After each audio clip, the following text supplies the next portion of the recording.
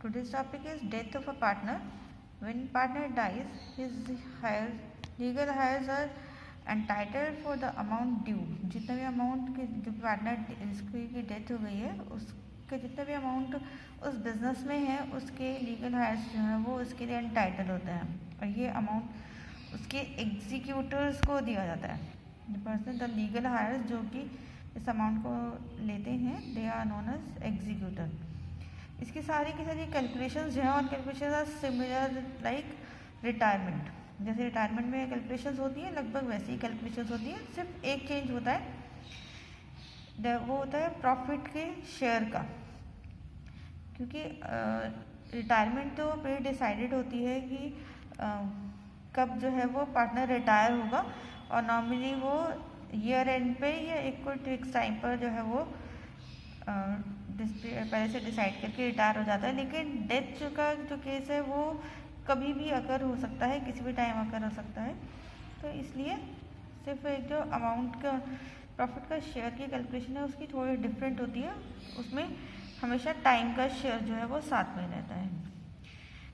Next अब ये समझते हैं कि अब लीगल हायर्स को वो क्या क्या अमाउंट के लिए एलिजिबल है. First is capital account balance. Capital account में जितना भी बैलेंस है वो बैलेंस से दिया जाता है. उसके बाद उसका शेयर गुडविल का, शेयर ऑफ प्रॉफिट और लॉस ऑन रीवैल्यूएशन. अगर रीवैल्यूएशन किया जाता है तो ऐसा ज़रूरी नहीं है कि रीवैल्यूएशन किया जाए. शेयर ऑफ एक्यूमुलेटेड प्रॉफिट्स और लॉसेस. प्रॉफिट्स और लॉसेस पे कोई भी जो उनकी एक्यूमुलेटेड पड़े हैं जो कि पहले से डिस्ट्रीब्यूट नहीं हुए थे उसका हिस्सा जो है वो डिसीज पार्टनर को तक दे दिया जाता है. इसके अलावा इंटरेस्ट ऑन कैपिटल. उसकी जो कैपिटल पर अगर ईयर उस पर इंटरेस्ट दिया जाता है तो till the date of his death उस पर इंटरेस्ट ऑन कैपिटल से दिया जाएगा. सैलरी कमीशन वो भी till the date of death. Share of profit till the date of death. ये सभी जो है टाइम ड्यूरेशन के हिसाब से दिए जाते हैं.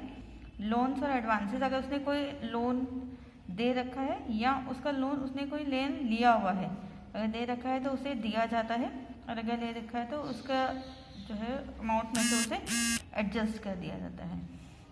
इसके बाद ड्राइंग्स और इंटरेस्ट ऑन ड्राइंग्स. ये सारी एडजस्टमेंट्स जो हैं वो की जाती हैं. इसके बाद कुछ पार्ट जो है आपका इसमें से लेकिन डिलीट हो गया है. जैसे कि डिसीज पार्टनर कैपिटल अकाउंट जो है वो आपके एग्ज़ाम में नहीं आएगा. एग्जीक्यूटर अकाउंट बनाना आपके एग्ज़ाम में नहीं आएगा. लेकिन ये ऊपर जितनी भी कैलकुलेशंस हैं आपसे कैलकुलेशंस पूछी जा सकती है कि सैलरी और कमीशन का अमाउंट बताइए, इंटरेस्ट ऑन कैपिटल बताइए, प्रॉफिट का शेयर बताइए. प्रॉफिट का शेयर कैलकुलेशन के क्वेश्चंस जो हैं उसके आने के चांसेस सबसे ज़्यादा हैं.